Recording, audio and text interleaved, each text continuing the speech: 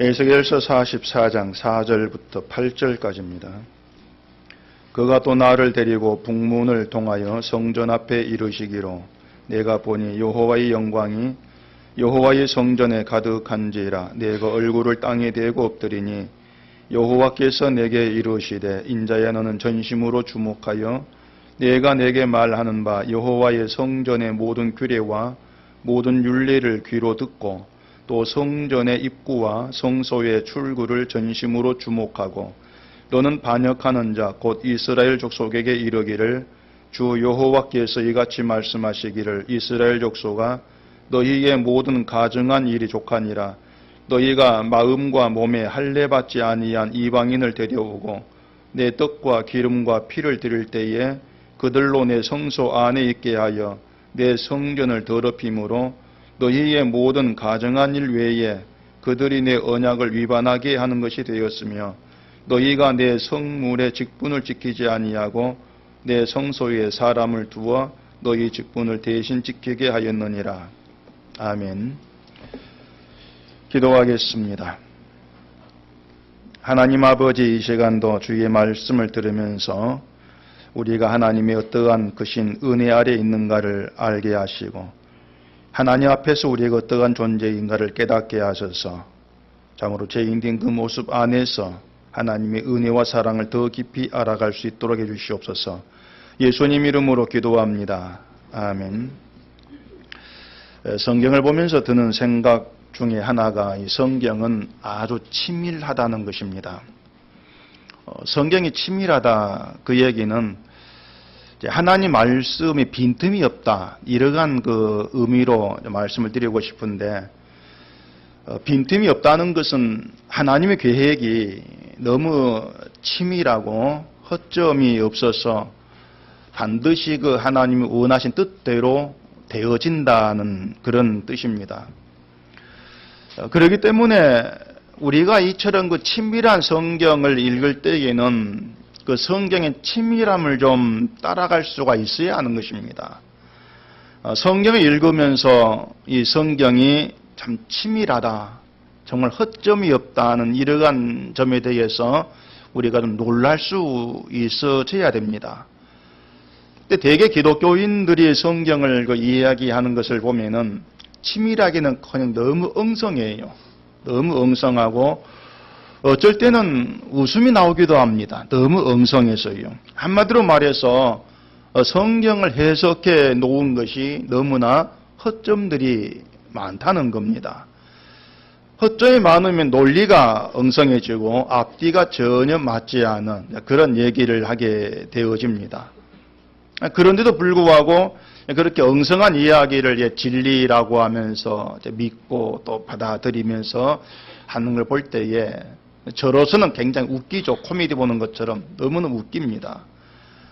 그런데 이상한 것은 그 허점들을 이제 보면서 당신의 이제 얘기는 이러이러한 허점이 있습니다. 얘기해줘도 받아들이지를 않습니다.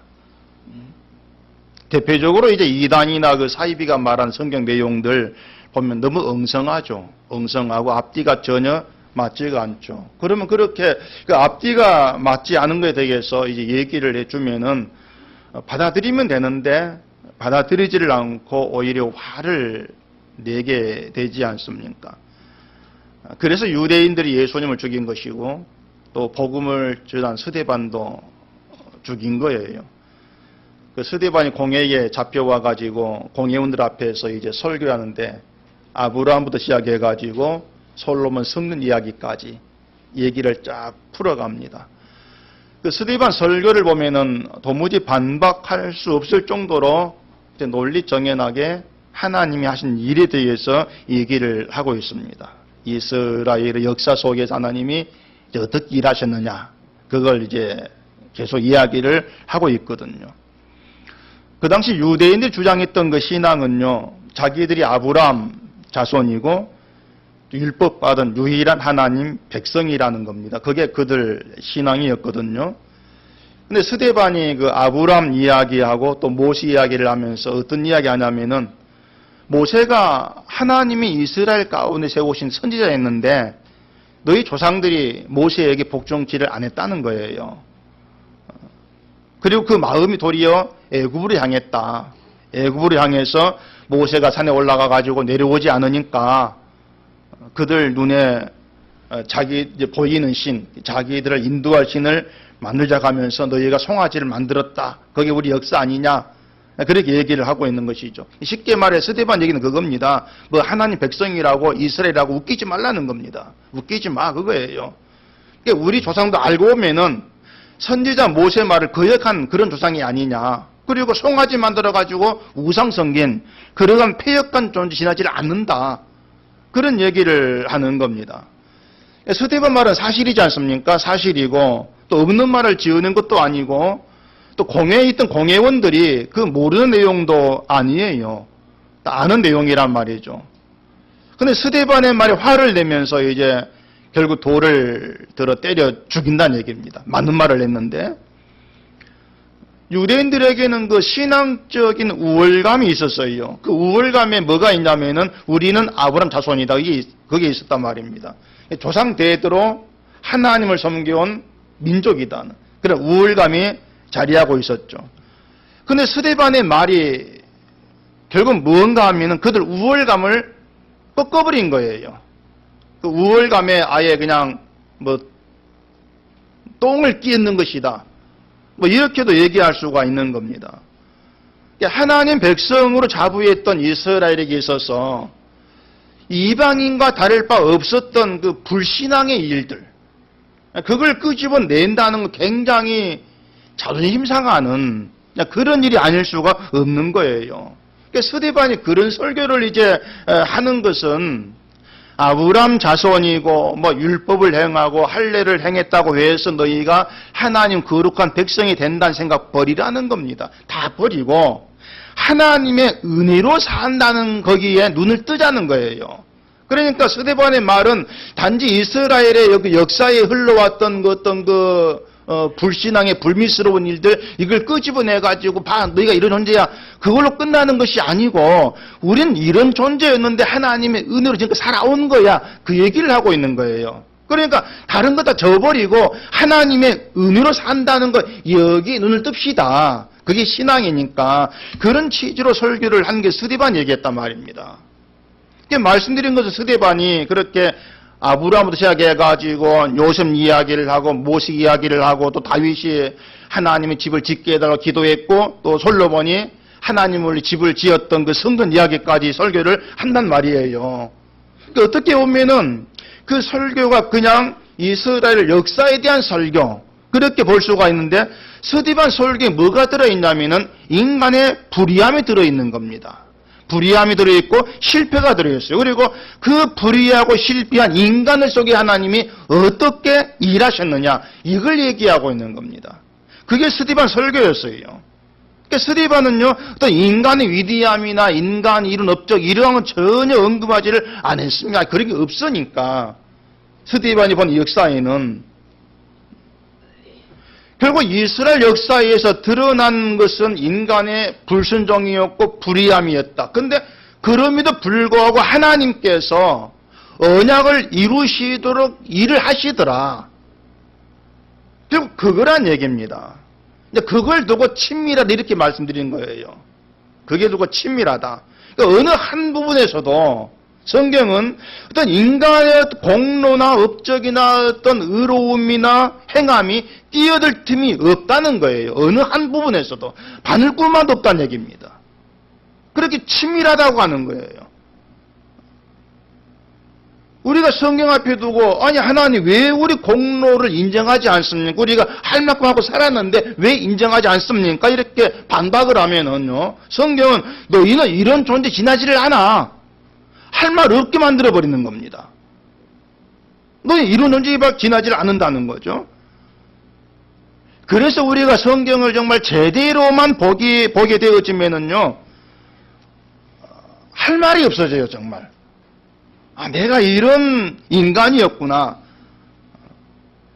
할 말이 없어지면서, 하나님 제가 이런 좋은 일도 했고요, 내가 이렇게 신앙생활 열심히 하고 있습니다. 그런 말들이 다 사라져버립니다. 그게 성경을 제대로 봤을 때 나오는 현상이에요. 제대로 봤을 때. 근데 성경을 엉성해 본단 말이죠. 엉성하게 보니까 말이 많아져요. 이렇게도 살아야 되고 저렇게 살아야 되고 이런 사람이 돼야 되고 저런 사람이 돼야 되고 말이 많아져요. 그게 성경을 엉성해 보니까 그렇다는 얘기입니다. 말이 많다는 것은 뭐 많은 말을 한다는 것이 아니고 자기 말을 한다 그 뜻입니다. 자기 말을 해요. 하나님이 말씀하신 말을 하게 되어지면은 이걸 해라 저걸 해라 그런 말이 안 나오거든요. 왜냐? 하나님은 그런 욕을 한 적이 없어요, 우리에게. 그런 말이 나와질 수가 없는 거죠. 근데 하나님께서 말씀하신 말이 아니고 자기 생각에 있는 그런 자기 말을 하려고 하다 보니까 이것도 해야 됩니다. 저것도 해야 됩니다. 그게 신자답지? 이런 말이 나와지지 않을 수가 없다는 얘기입니다. 그 모든 걸 한마디로 딱 줄이면 뭐가 되냐면은 진리에 관심이 없다 이겁니다. 딱 줄이면은 진리에 관심이 없는 거예요. 진리를 원치를 않는 것이죠, 아예. 그게 세상 풍조라 이렇게 보시면 됩니다. 세상은 진리를 원하지를 않습니다. 진리를 얘기하면은 화를 내죠. 복음을 이제 얘기하는 사람들이 착각하기 쉬운 게 뭐냐면은 성경 가지고 어떤 옳고 그름을 잘 설명해 주면은 그걸 이해하고 받아들일 것이다 하는 그런 생각들을 좀 하는데 그게 착각입니다. 저도 예전에 그리 생각했으니까. 생각대로 안 돼요. 정말 안 됩니다. 왜냐하면 근본적으로 진리를 원하지를 않으니까. 아무리 진리를 얘기해봐야 받지를 않아요. 그렇게 진리를 원하지 않는 세상이 예수님을 죽인 것이고 스데반을 죽인 겁니다. 근데 그게 우리의 본래 모습이라는 거예요. 그런 본래 모습이 우리 속 깊숙이 감추어져 있는 겁니다. 여러분 속에, 제 속에 깊은 곳에 감추어져 있어요. 마치 그 양파 속 한가운데에 어떤 알맹이가 들어있고 그것들 껍질이 가득 쌓고 있는 것 같은 그런 모습을 생각하면 될 겁니다. 그러니까 우리의 본래 그 모습이 진리를 원치 않는 것인데 그 진리를 원치 아니하는 것이 내 속 깊이 자리하고 있고 그 겉을 많은 것 둘러싸고 있다는 얘기입니다. 그 많은 것들이랑 제가 자주 말씀드렸죠. 교회 나옵니다. 뭐 합니다. 다 둘러싸였기 때문에 그래 나는 그래도 뭔가 신앙으로 살아가네. 늘 그렇게 자기를 인정하려고 하는 것이에요. 성경은 어떻게 하냐면은 그렇게 둘러싸고 있는 걸 하나하나 벗겨낸다고 보시면 됩니다. 그게 성경이 벗겨내는 거예요. 지난주에 말씀을 드린 것처럼 닫혀있는 동쪽문 얘기가 그겁니다. 벗겨내는 겁니다. 문이 닫혀있다. 또 오늘 본문 내용도 다르지 않고 말이죠. 하나님이 인간을, 우리를 어떻게 보시느냐, 그걸 말해주고 있는 겁니다. 마치 죄 지은 사람 앉혀놓고 검사가 증거 들이대면서도 이렇게 했잖아. 너 이런 사람이잖아. 막 이게 추궁하고 몰아가고. 그러면서 결국은 내가 악한 존재입니다. 자백하게 만들어내는 그게 성경이에요. 그럼 우리에게 있어야 될 반응이 뭐겠습니까? 그 죄를 추궁할 때 너 이렇잖아. 예, 맞습니다. 그게 우리에게 나와진 반응이 되어야 한단 말입니다. 인정하는 게 편하죠. 인정해야 되죠. 그렇게 인정하고 나왔을 때 성경이 우리에게 알게 하고자 하시는 하나님의 세계, 그걸 비로소 이제 알아갈 수 있는 거예요. 하나님의 세계가 어떻다고 하는 것을. 근데 그 자기의 불의함이라는 걸 인정하기가 쉽지가 않습니다. 정말 쉽지가 않아요. 결국 자기의 불의함을 인정한다는 것이 내가 죄인임을 안다는 것이고 결국 또 회개한다는 것인데 그게 불편스럽죠. 그걸 불편해하니까 이제 그런 얘기하면 아니 성경이 살 말이 그거밖에 없습니까? 못마땅해야 하죠. 그런 게 진리에 대한 보편적인 우리의 반응입니다. 그래서 우리가 우리 자신에 대해서 분명히 알고 생각해야 될 것이 있는 거예요. 그게 뭐냐면 우린 도무지 하나님 말씀 앞에서 항복하려고 하지를 않는다는 겁니다. 그게 우리 모습이에요. 항복하려고 하지를 않아요. 성경 보면서 뭔가 진리를 향해 가려고 하는 그런 것보다도 자꾸 내 주체성을 확립하려고 하면서 내가 자랑이 되는 내 중심의 길로 가려고 길을 쓰고 있는 게 그게 우리예요.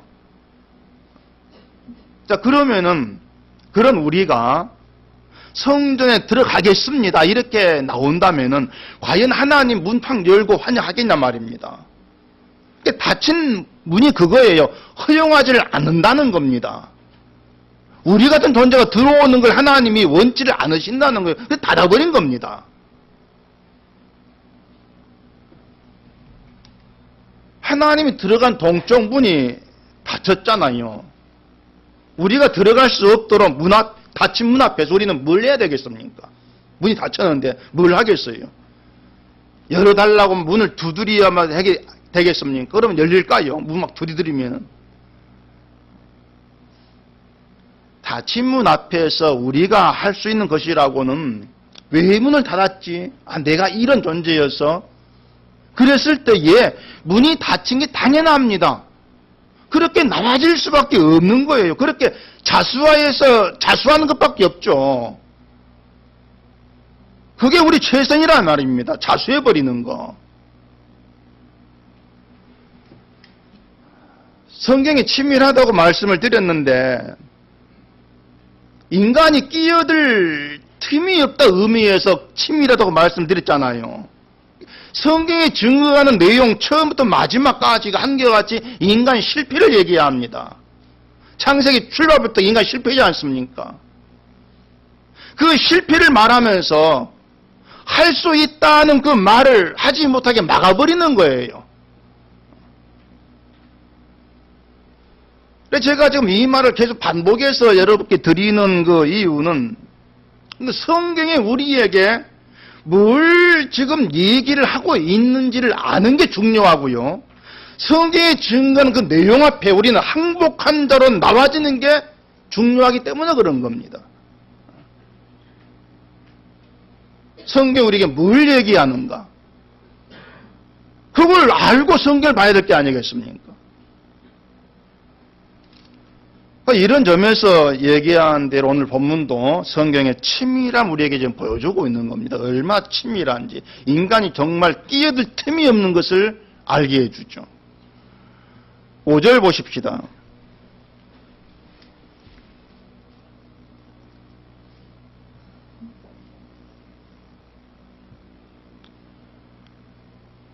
여호와께서 내게 이르시되 인자에는 전심으로 주목하여 내가 내게 말하는 바 여호와의 성전의 모든 규례와 모든 율례를 귀로 듣고 또 성전의 입구와 성소의 출구를 전심으로 주목하고 성전의 모든 규례와 율례를 귀로 듣고 그렇게 얘기를 했죠.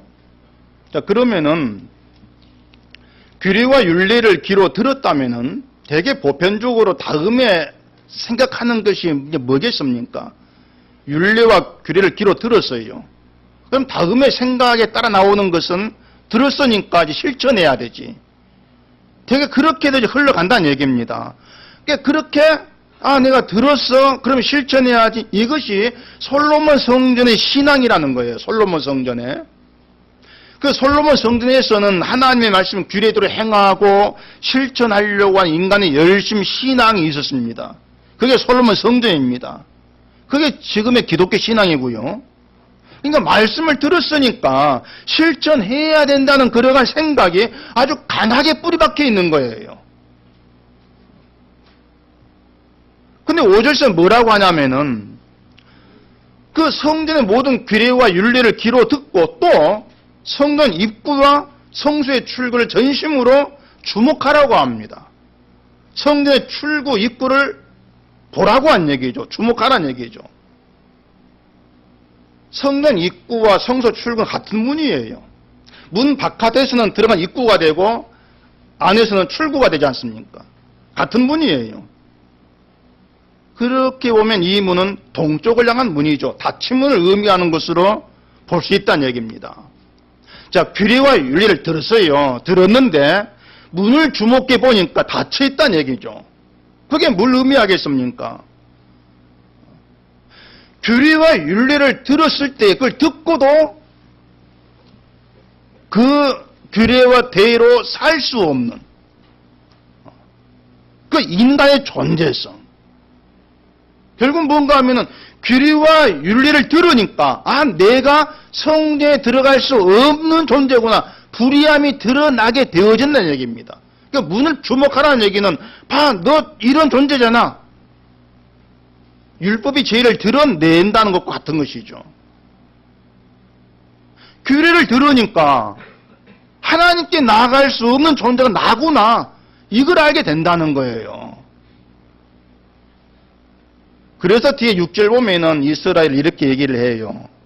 너는 반역하는 자 곧 이스라엘 족속에 이르기를 주 여호와께서 이같이 말씀하시기를 이스라엘 족속아 너희의 모든 가정한 일이 족하니라. 이스라엘을 반역한 자로 얘기하고 그들이 행한 일을 가정한 일이라 이렇게 얘기합니다. 하나님 이스라엘을 이렇게 말씀하신다는 건 이스라엘이 이스라엘로서의 가치가 전혀 없다는 거예요. 가증한 존재고 그들이 뭘 하든지 간에 몽땅 다 가증한 일, 불의한 일. 그렇게 하나님께서 봐버린다는 얘기입니다. 문제는 그게 이스라엘을 향한 하나님의 이제 입장인데 이스라엘은 자기들을 어떻게 생각하냐는 얘기예요. 이스라엘은 하나님 우리를 어떻게 생각할까? 이게 관심이 없다는 얘기예요. 하나님이 선제를 보내가지고 그들이 어떻다는 걸 계속 말씀을 했습니다. 이스라엘이 받아들이지를 않죠. 오히려 그렇게 말하는 이스라엘에게 선제를 배척을 합니다. 지금 하나님 이스라엘에 대해서 이렇게 말씀하고 있는 것은 난 너희를 받지 않겠다는 걸 지금 보이고 있는 것입니다. 너희를 안 받겠다는 거예요. 근데 이스라엘은 그것을 안 본다는 얘기입니다. 성전이 있고 나가서 제사할 수 있으니까 제사만 하면은 하나님과의 관계에 아무 문제가 없다. 그게 그들 생각이거든요. 지금의 기독교인들의 그 어떤 그 하나님에 대한 생각이 이스라엘과 똑같은 거예요.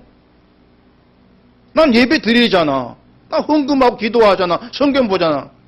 내 신앙에 아무 문제가 없어. 하는 관계도 아무 문제가 없어. 이렇게 나오고 있는 거예요. 하나님께서 나를 어떻게 보시는 이 말씀을 성경을 가지고 그 보지를 못한다는 얘기입니다. 내가 나를 생각하죠 그냥.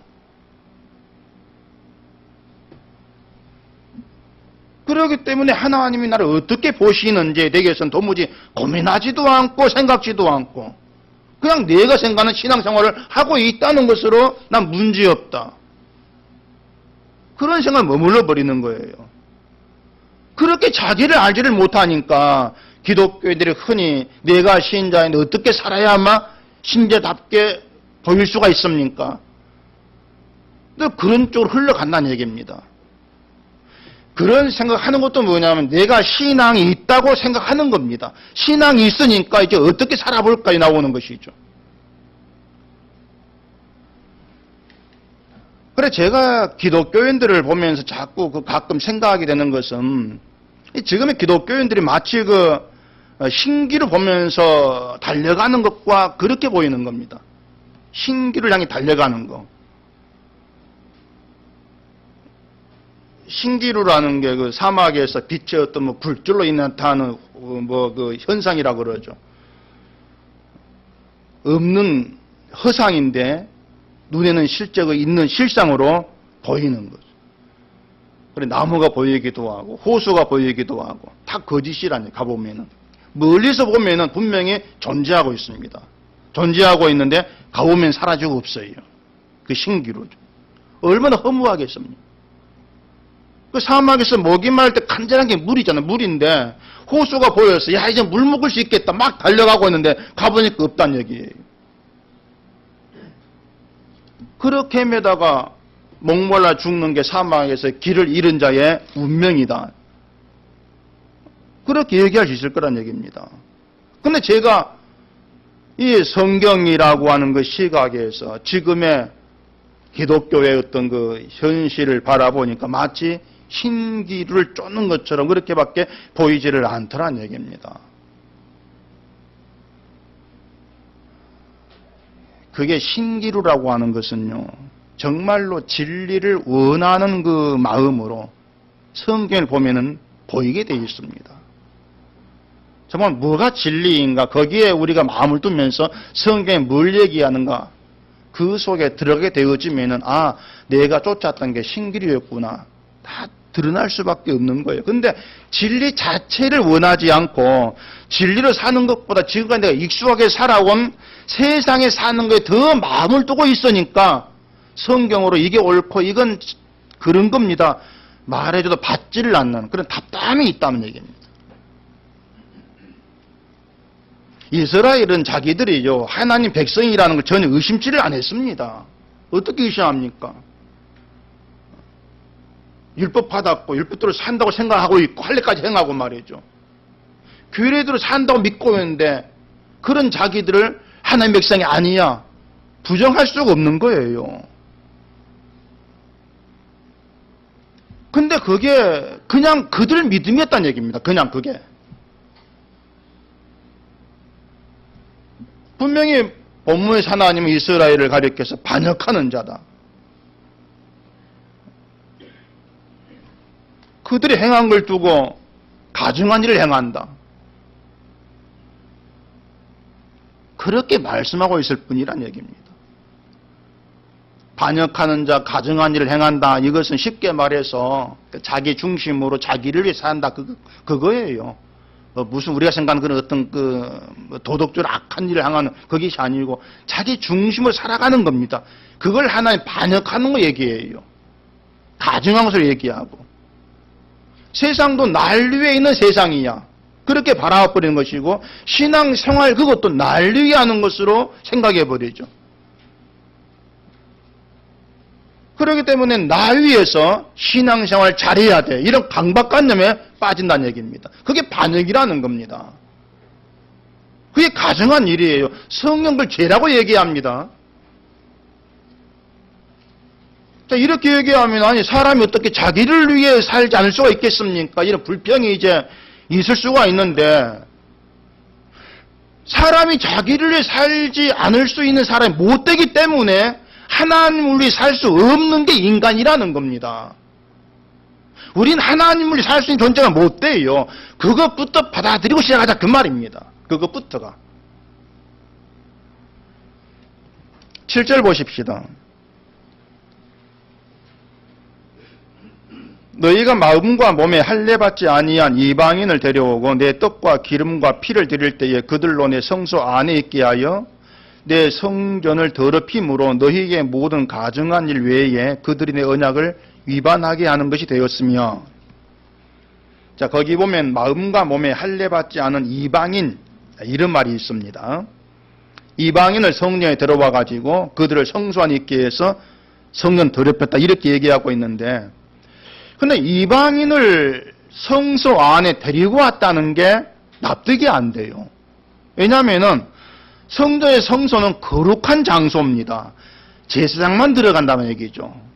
그렇게 거룩한 장소에 이방인을 데리고 들어갈 리가 없지 않습니까, 이스라엘이. 또 뒤에 9절 보십시다.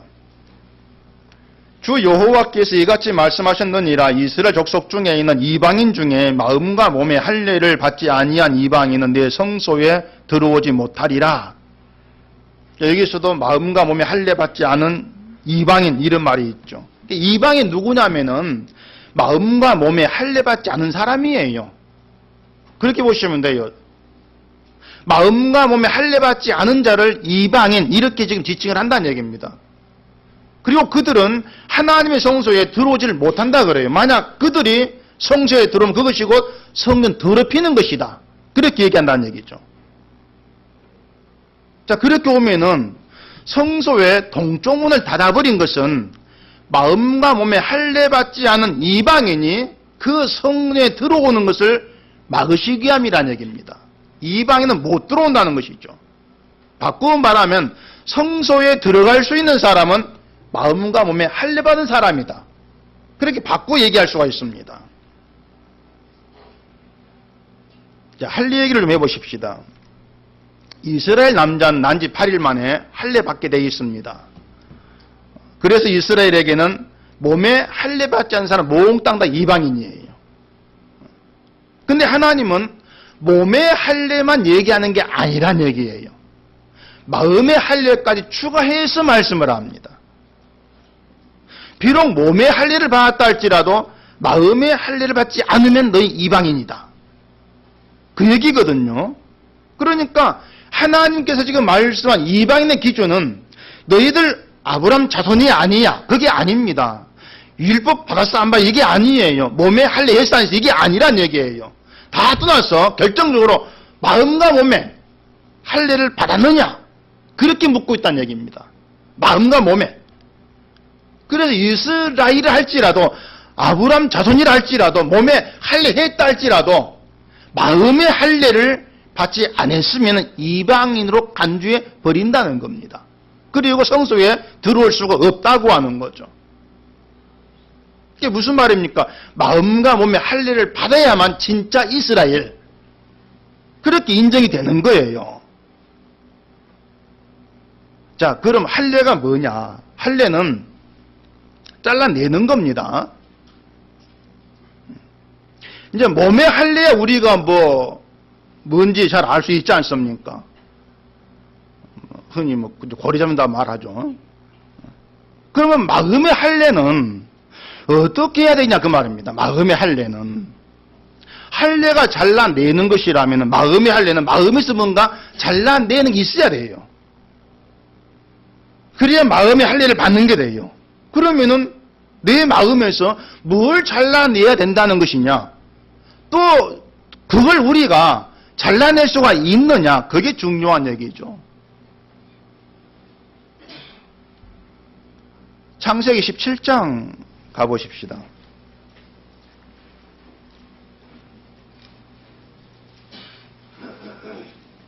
창세기 17장 10절 11절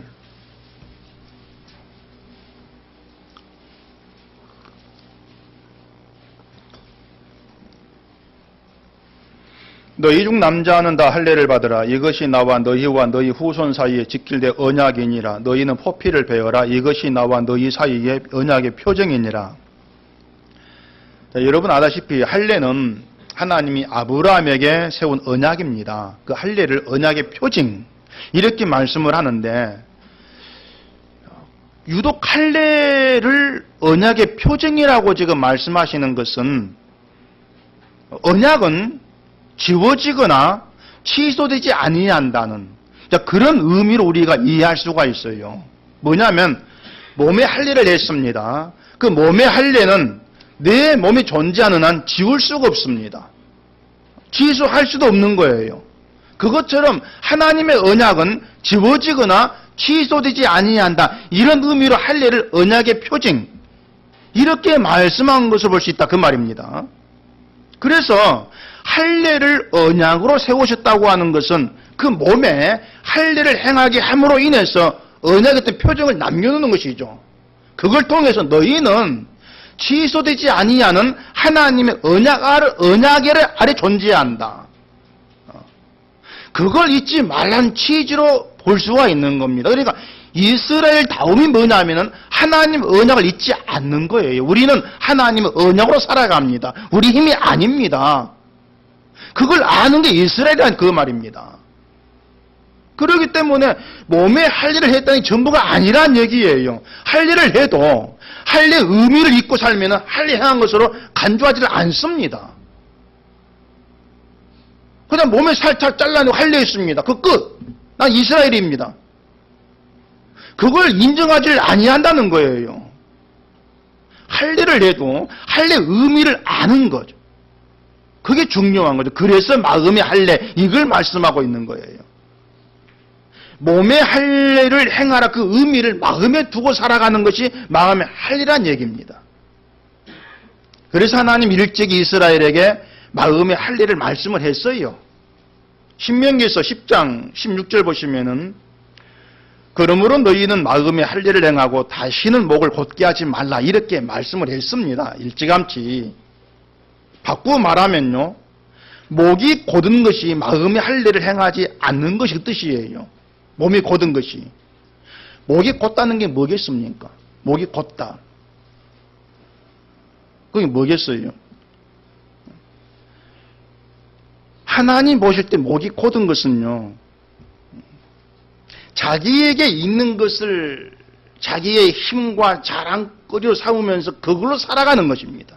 은혜 아래 있는데 은혜는 보지 않는 거예요. 내 수중에 있는 걸 봐요. 그러면서 은혜로 살아가는데 아니요. 나는 내게 있는 이 힘으로 살아갑니다. 그러면서 그 힘되는 걸 자랑하고 있는 것이죠. 그게 목이 곧은 거예요. 결국 내가 열심히 일해서 내가 힘써서 얻은 걸 가지고 자기를 내세우는 거죠. 그 속에 은혜는 사라집니다. 그게 자기를 위해 사는 것이고 내가 원한 나를 위해 사는 방식이다. 이렇게 얘기할 수가 있어요. 그렇게 보면 세상은 몽땅 다 목이 곧은 자로 살아갑니다. 모두가 다. 그건 이스라엘도 예외가 아니라는 거예요. 목이 곧다는 것이 하나님의 덕에서 그대로 드러나죠. 이게 뭐냐면 내 문제는 내가 책임질 거니까 내 뜻대로 내가 원하대로 살 거니까 하나님은 내게 필요한 걸 주세요 이것입니다. 내 뜻대로 살도록 내게 필요한 걸 주세요. 제자 드릴 거니까 헌금할 거니까 그것만 주면 됩니다. 이런 게 하나님 앞에서 목이 곧은 것이죠. 그것이. 진리 뭐 그런 거 관심도 없고요. 원하지도 않고 그런 습성을 보이고 있는 거예요. 그게 하나님을 알지 못하는 세상에 살아가는 방식이라는 얘기입니다. 그것이. 하나님의 구원은 우리를 그런 세상에서 끌어내시는 겁니다. 그리고 하나님의 언약에 살아있고 그 언약을 하나님 이루심으로써 완성된 영광의 세계 우리에게 안겨주는 것. 그 언약의 세계로 들어가시는 거예요. 데리고. 모든 걸 하나 이루셔가지고 우리 안겨준다는 거죠. 몽땅 다.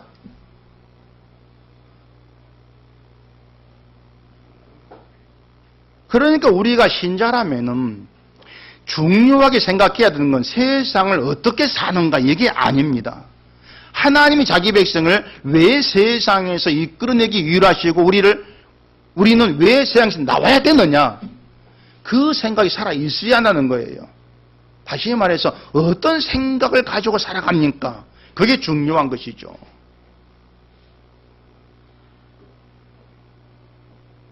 자, 그러면은 마음에 할 일을 받지 못하고 몸에 할 일만 있어요.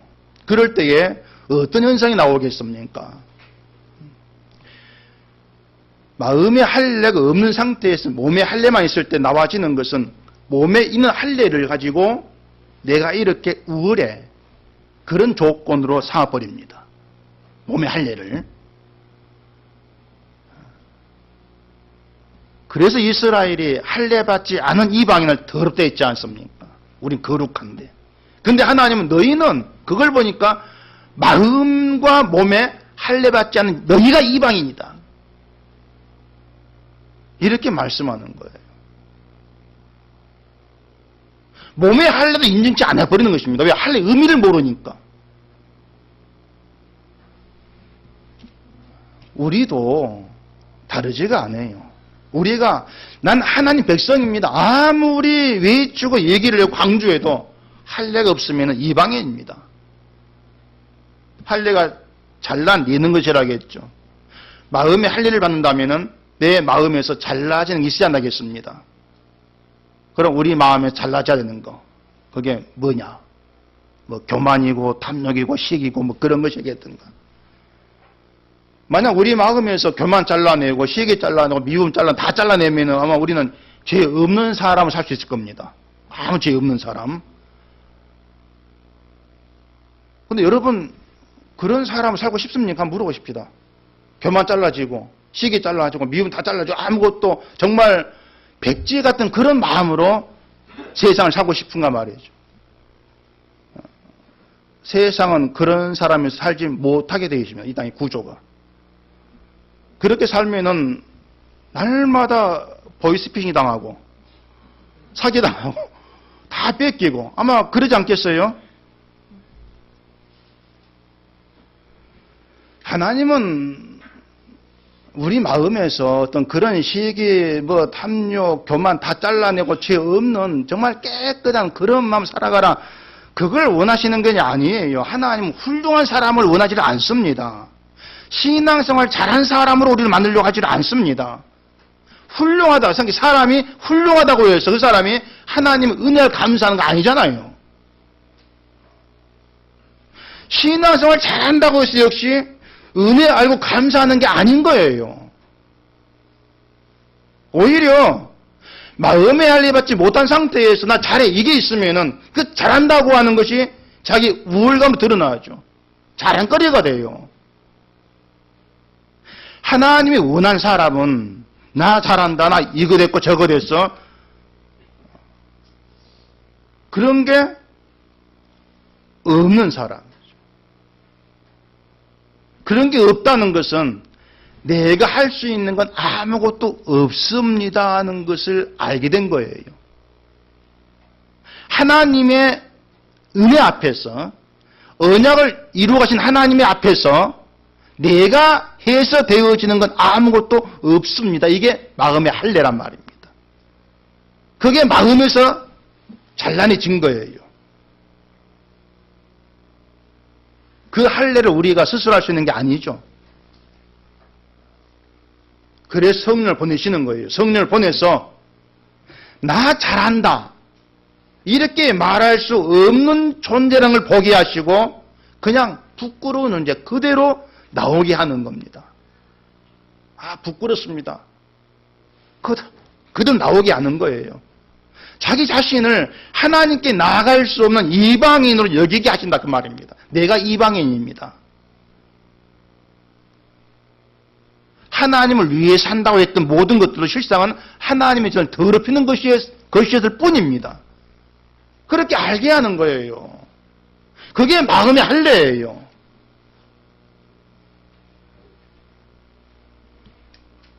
그렇게 마음의 할례가 있게 되었을 때에 하나님 관계에서 자기를 바라보고 세상을 바라본 시각이 다 바뀌죠. 전환되는 거예요. 새로운 시각에서 자기를 보게 되고 세상을 보게 되는 것이죠. 하나님은 그런 자를 하나님 백성이라고 인정하시는 것이고 그 백성됨을 하나님께서 만들어내시는 거예요. 세워가시는 거죠. 우리가 되는 것이 아니고 선택된 자들을 불러서.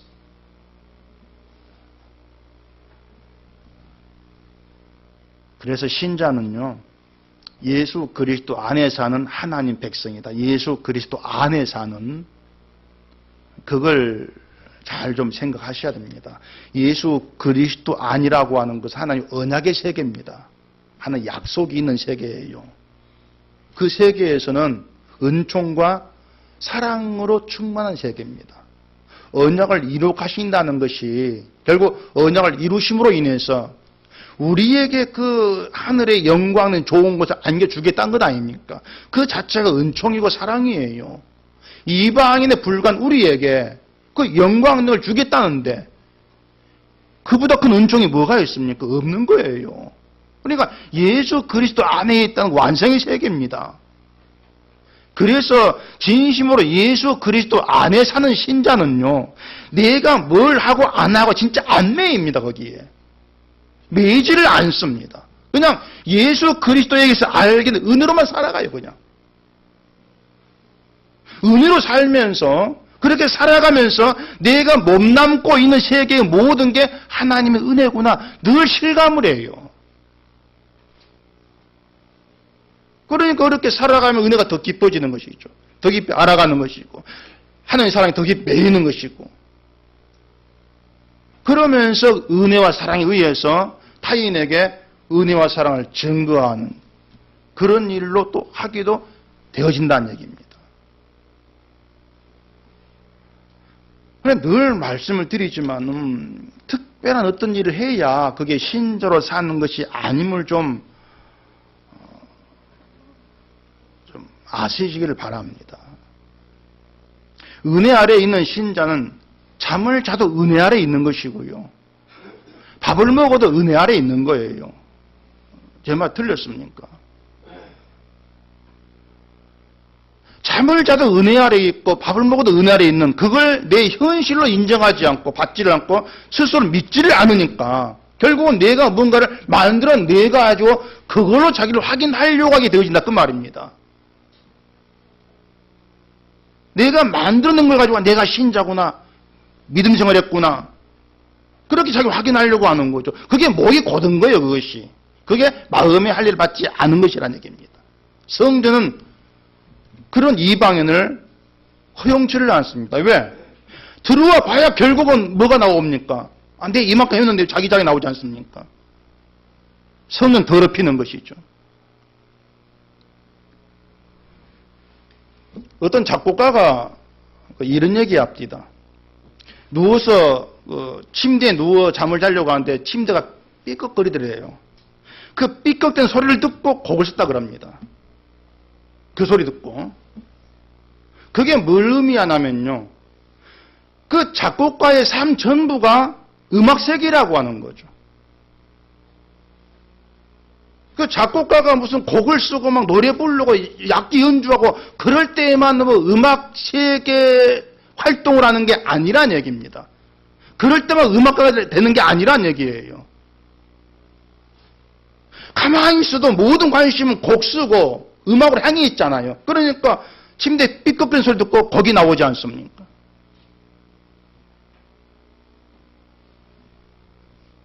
그러니까 신자라고 하는 그런 거예요. 모든 삶이 신앙 속에 들어있는 겁니다. 그걸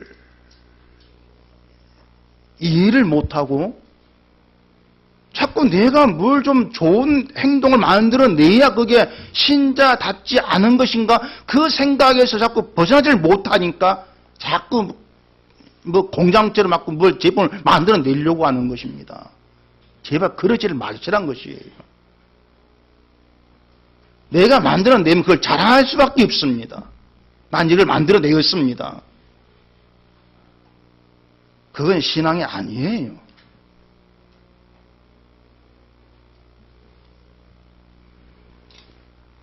성전 닫힘문을 좀 생각하시면서 그 앞에서 난 이방인이구나. 그 생각을 좀 가져주기를 바랍니다. 성전을 더럽히는 이방인은 지나지 않는 게 나구나. 그런 나에게 하나님께서 베푼 선물이 뭔가 거기에 여러분 초점을 좀 두시기를 바랍니다. 하나님의 선물. 여러분 선물 받았습니까? 안 받았습니까? 안 받은 사람이 너무 많아요. 신자는 선물을 받은 자입니다. 받으려고 사는 게 아니에요. 받은 자로 나왔고 그 하나님이 주신 선물 그걸 자랑하는 겁니다. 내가 만들어낸 것이 아니고 하나님이 준 선물.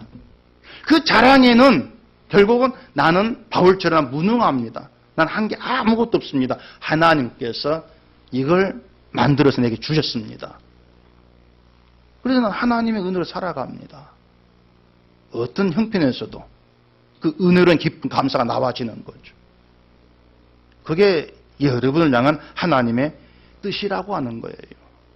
그래서 나는 안 되고 예수님만으로 됩니다. 이 말이 우리 마음에 좀 그대로 좀 새겨져서 정말 이방인에 지나지 않은 성전 더럽히는 그런 데 지나지 않은 우리를 하나님 백성으로 삼으시고 그 놀라운 은혜 아래 있게 하신 하나님 일하심 그 은총의 세계 그 세계로 여러분 마음이 채워져서 모든 삶이 그런 감사와 기쁨으로 흘러가기를 간절히 바랍니다.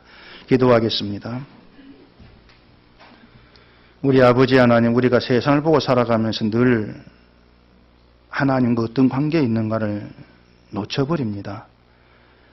이방인 우리에게 하나님께서 베푸신 은혜와 사랑, 그 선물에 대해서 눈이 뜨이게 하시옵시고 우리 그 어떠한 형편이 있다 할지라도 하나님 허락한 선물로 인한 감사와 기쁨의 노래가 있는 저희가 되게 해 주시옵소서.